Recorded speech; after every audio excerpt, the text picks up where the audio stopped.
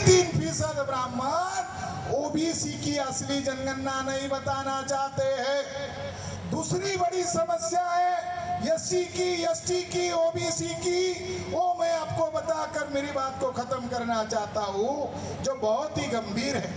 वो समस्या है कि सुब्रमण्यम स्वामी ने कोर्ट में गया, जो अभी राज्यसभा का मेंबर है, वो कोर्ट में गया और उसने चुनाव आयोग के खिलाफ केस दायर किया। और उसका कहना है कि चुनाव आयोग ने कांग्रेस को मदद किया और 2004 और 2009 में ईवीएम घोटाला करके कांग्रेस ने सत्ता हथिया ली।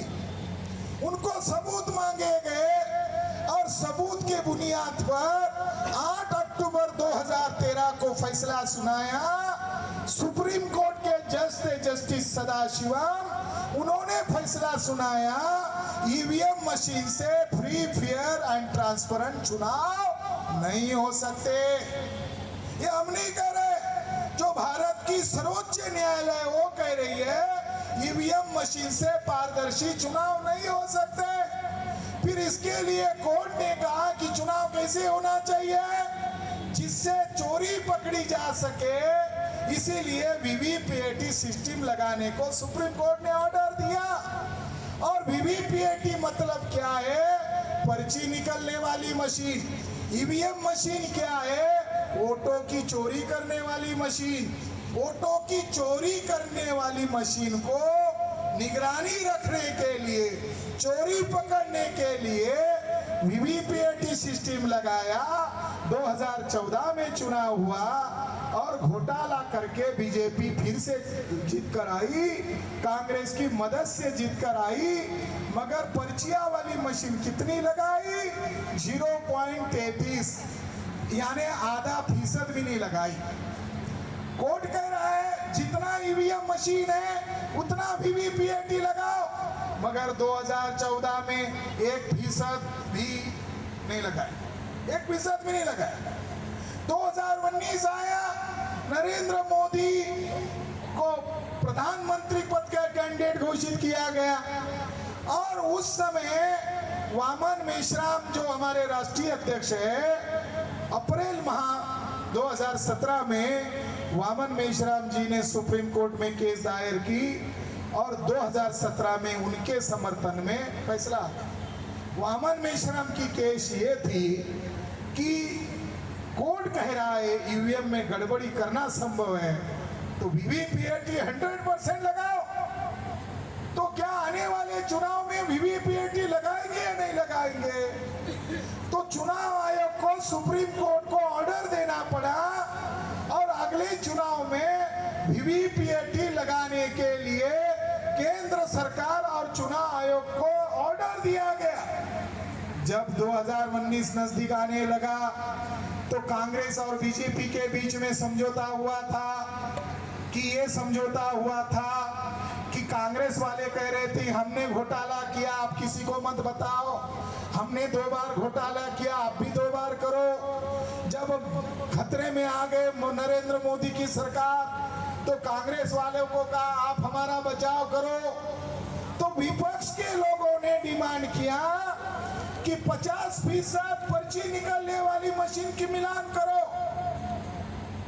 विपक्ष के लोगों ने 50% की डिमांड की और अभिषेक मनु सिंघवी के द्वारा कोर्ट में केस दायर की गई। जब अभिषेक मनु सिंघवी कांग्रेस का प्रवक्ता, उसने कोर्ट में केस दायर की, तब जज थे justice Gogoi. Justice Gogoi sir न्यायाधीश थे और सर न्यायाधीश को एक महिला के द्वारा ब्लैकमेल किया गया, चरित्र का मुद्दा खड़ा किया, चरित्र का मुद्दा खड़ा किया, यौन शोषण का मुद्दा खड़ा किया और जस्टिस गोगोई को ब्लैकमेल करके मैनेज किया और आरएसएस बीजेपी के लोगों ने अपने समर्थन में फैसला लिया। साथियों, जो मामला वामन मेश्राम जीत गए थे, सुप्रीम कोर्ट का जज कह रहा है 2% मिलान कराओ। वामन मेश्राम के समर्थन में सुप्रीम कोर्ट ने 2017 में कहा कि अगर 15 लाख ईवीएम मशीन है तो 15 लाख वीवीपीएटी मशीन लगाओ। साथियों, 2019 में घोटाला किया गया और नरेंद्र मोदी जिस लोकसभा सीट से खड़े थे, इतना बड़ा घोटाला हुआ कि 1,87,000 वोट ज्यादा निकले।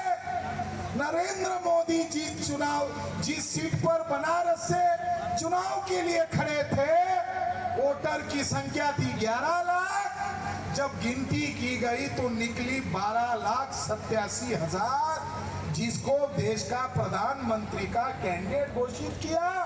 उसके चुनाव क्षेत्र में 1,87,000 का घोटाला हुआ। अभी उत्तर प्रदेश से मैं आ रहा हूं। उत्तर प्रदेश में मेयर के चुनाव हुए। 11 मेयर के सीट पर बीजेपी के लोग चुनकर आए। बसपा 0, सपा 0। निशाद नामक एक लड़की जो चुनाव क्षेत्र से खड़ी थी, वहां की वोट की संख्या 3.5 लाख थी, मगर जब गिनती की गई तो 4,63,000 वोट निकले। वोटर की संख्या 3.5 लाख, गिनती में आ रहा है 4,63,000। घोटाला। वो चिल्ला रही है, मगर उनके पार्टी के नेता इसके लिए लड़ने के लिए तैयार नहीं है। उसी उत्तर प्रदेश में एक सोनू किन्नर चुनाव के लिए खड़ा हुआ और बीजेपी के खिलाफ खड़ा हुआ और सोनू किन्नर को हार दिया, ऐसा घोषित कर दिया। मगर सोनू किन्नर को यकीन था मैं जीतने वाले में से हूं, तो उसने डिमांड किया कि इसकी गिनती करो, दोबारा गिनती करो, मैं हारने वाले में से नहीं हूं।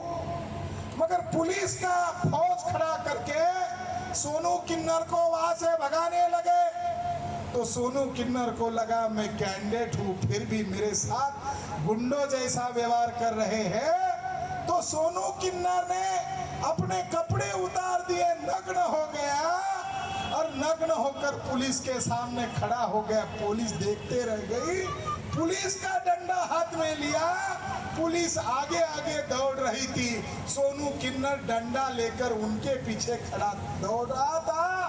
कलेक्टर को लगा साला मेरे को भी दौड़ा देगा, इज्जत खत्म हो जाएगी। उसने दोबारा गिनती की, सोनू किन्नर जीता हुआ घोषित कर दिया।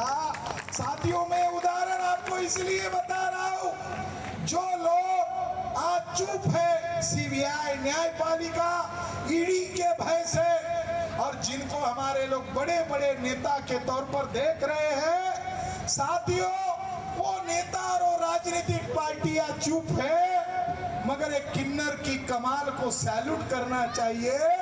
उसने हारी हुई बाजी को जीत में तब्दील किया। ऐसा लगता है कि ये जो गूंगे बहरे बने हुए ये जो नेता है, इनको अभी क्या करना चाहिए? इनको अभी घर पर बिठाना चाहिए और लगता है किन्नर और हिजड़ों को नेता बनाना चाहिए।